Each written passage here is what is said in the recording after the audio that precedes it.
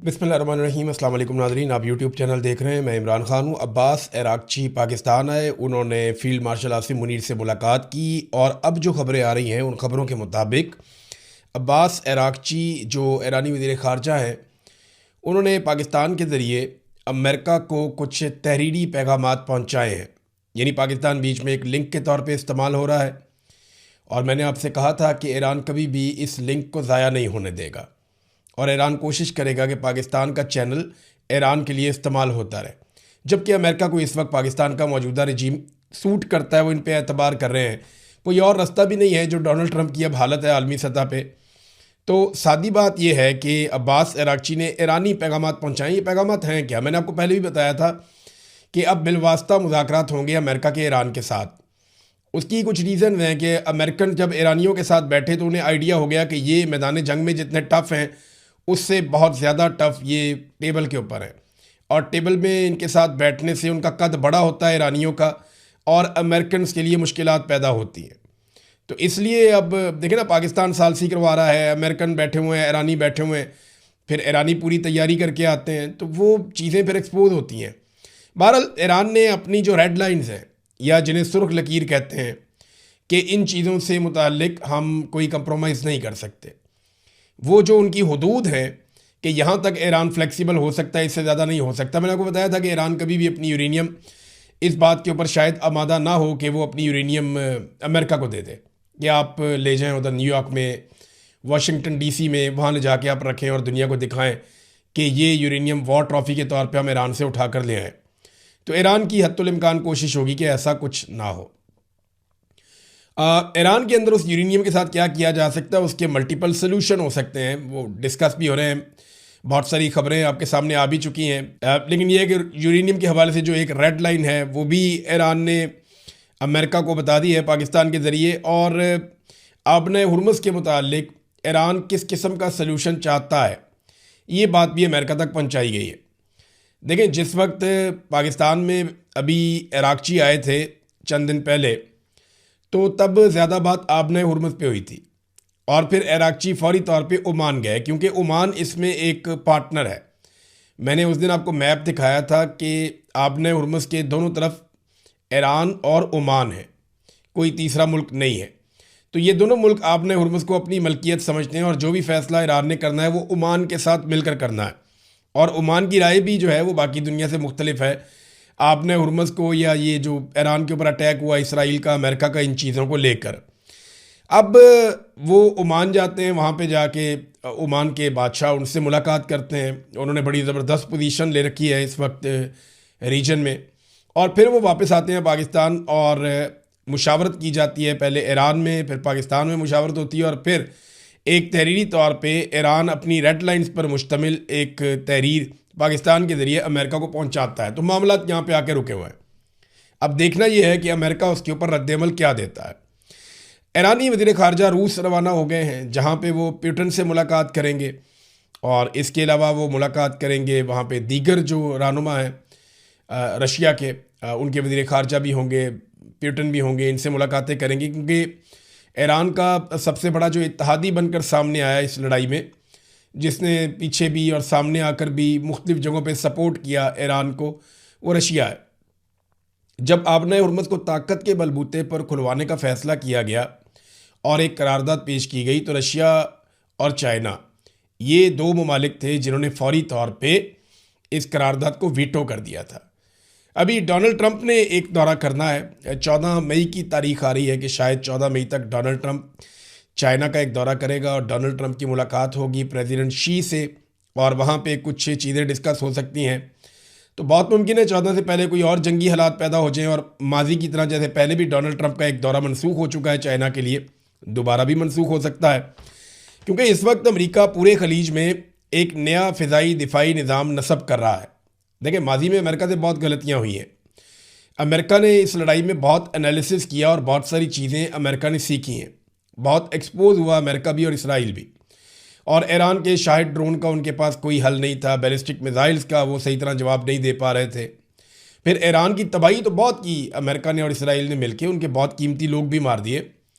लेकिन same time में Iran ने फ़िज़ाई दिफाई निज़ाम को दरम भरम कर दिया अमेरिका के। और काफ़ी नुकसान हुआ इसकी वजह से अमेरिका को।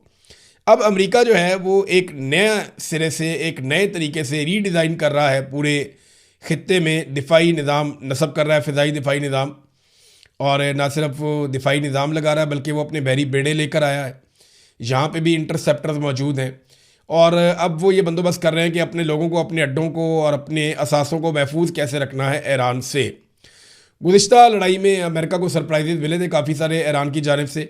क्या इस मरतबा अगर दोबारा लड़ाई होती है तो ईरान कुछ नया करके दिखा सकता है? ये एक बड़ा सवाल है। जबकि अमेरिका ने अपनी बहुत सारी कमियां दूर करने की कोशिश की है, लेकिन एक कमी वो दूर नहीं कर पाएंगे जितने हथियार अमेरिका ने चंद हफ्तों में इस्तेमाल कर दिए इस लड़ाई में, इतने हथियार बनने में सालों लग जाते हैं। तो जो हथियारों की एक किल्लत है उसको पूरा करना भी एक बहुत बड़ा चैलेंज है। ख़ास तौर पे इंटरसेप्टर्स, जो थार्ड का एक सिस्टम है, वो पूरा का पूरा दोबारा इनको रीबिल्ड करना पड़ेगा। उसमें बहुत सारे वेपन्स जो हैं वो दोबारा इनको ऑर्डर देने पड़ेंगे, और ऑर्डर दिए भी हैं कई कंपनीज़ को अमेरिका ने, और वो दोबारा से हथियारों की प्रोडक्शन को तेज़ करने के लिए बार बार रिक्वेस्ट कर रहे हैं, बार बार हदायत वो दे रहे हैं। अब साथ में जो उनके एक टॉमाहॉक मिसाइल सिस्टम है अमेरिका के, वो भी काफ़ी उनकी मिकदार में कमी आई है। लगभग 45 से 50% अमेरिका ने इस्तेमाल किए अपने ज़ख़ीरे में से, और दुनिया के मुख्तलिफ ममालिक से वो उठाकर अपना दिफाई साजो सामान वो पहुंचा रहा है खलीज में। तो यहाँ तैयारियां भी हो रही हैं। इसराइल ने एक बड़ी खबर ये आई है, और ये एक इंकशाफ की तरह एक खबर आई मार्केट में और हर तरफ फैल गई, कि इसराइल के और यूएई के ताल्लुकात कितने करीब हो चुके हैं। कि इसराइल ने बड़ी खामोशी के साथ आयरन डोम का जो अपना सिस्टम है वो यूएई में नस्ब किया है, और बल्कि उनकी टीमें भी वहाँ भिजवाई गई, और आयरन डोम का सिस्टम यूएई के लिए बड़ा इफेक्टिवली काम कर रहा है। देखिए, मैं आपको एक चीज़ बताऊँ, हमें ना जितना मर्जी कोई ईरान के बारे में दावे करें कि बहुत बड़ी तबाही फेर दी ईरान ने, वो बात सच है कि ईरान ने इसराइल का ये दावा ख़त्म कर दिया कि परिंदा भी पर नहीं मार सकता। तो उन्होंने मिसाइल फेंके हैं इसराइली सरजमीन पे, बिल्डिंग्स तबाह की हैं, नुकसान पहुंचाया है, इसराइली मारे गए हैं, और उनका फ़ौजी नुकसान भी हुआ है। लेकिन ये बात एक सच है कि ईरान की जानिब से आने वाले ज़्यादातर मिसाइलों को इसराइल ने रोक लिया था। उनका जो आयरन डोम का सिस्टम है वो एक्सपोज ज़रूर हुआ है, लेकिन उसने बहुत सारे हमलों को, और बल्कि मैं ये कहूँगा कि ज़्यादातर हमलों को आयरन डोम के सिस्टम ने नाकाम बनाया। जितना हैवी अटैक यूएई के ऊपर आया है, और बार बार आया, यूएई की गवर्नमेंट बार बार ये कहती है, अगर वहाँ पे इंटरसेप्टर्स ना होते और फ़िज़ाई दिफाई निज़ाम ना होता तो यूएई के अंदर भी काफ़ी बड़ी तबाही हो सकती थी, बहुत ज़्यादा बड़े पैमाने पे तबाही हो सकती थी।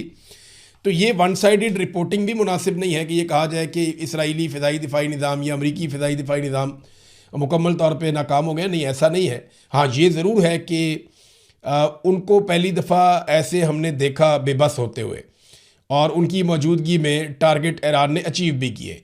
ख़ास तौर पे जो नई हिकमत अमली के साथ आया कि ड्रोन्स को और मिसाइलों को वो एक साथ फायर करता था, तो उसमें अमेरिका और इसराइल का खर्चा बहुत ज़्यादा हुआ, अरब ममालिक का भी, और इसके नतीजे में उन्हें नुकसान भी उठाना पड़ा। नाज़रीन, एक बहुत बड़ी खबर हम आपको 2 दिन से दे रहे हैं कि डोनाल्ड ट्रंप के ऊपर किस शख्स ने अटैक किया, ये बंदा कौन है, इसका मकसद क्या था, इसके बारे में ना कुछ बहुत बड़ी बड़ी चीज़ें सामने आ गई। लेकिन मेरी नज़र में जो एक बहुत बड़ी चीज़ है जो मुझे समझ ही नहीं आ रही कि ये कैसे हो सकता है, ये मैरियो नोफेल हैं, बड़े सीनियर जर्नलिस्ट हैं और शानदार जर्नलिस्ट हैं। इन्होंने, मैरियो नोफेल ने एक ट्वीट किया है, और एक सबूत जो है वो सबके सामने, पूरी दुनिया के सामने इन्होंने रखा है। इस ट्वीट में वो ये बताते हैं, मैं उर्दू में आपको ट्रांसलेट कर देता हूँ, कि वाइट हाउस का जो ये अटैक हुआ है, WHCD, ये जो फायरिंग का वाक़या हुआ है, ये इंतहाई अजीबोगरीब होता चला जा रहा है, बड़ा वियर्ड किस्म का वाक़या होता चला जा रहा है। हमला आवर का नाम कॉल एलन है, COLEALLEN, ये नाम है हमला आवर का, कॉल एलन। इसने हमला किया है और ये आदमी पकड़ा गया है, इसने गोली भी चलाई है।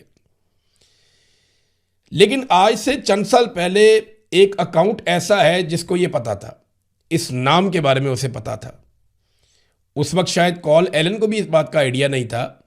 यानी जो डेट हमारे सामने आ रही है वो डेट है 22 दिसंबर 2023 को।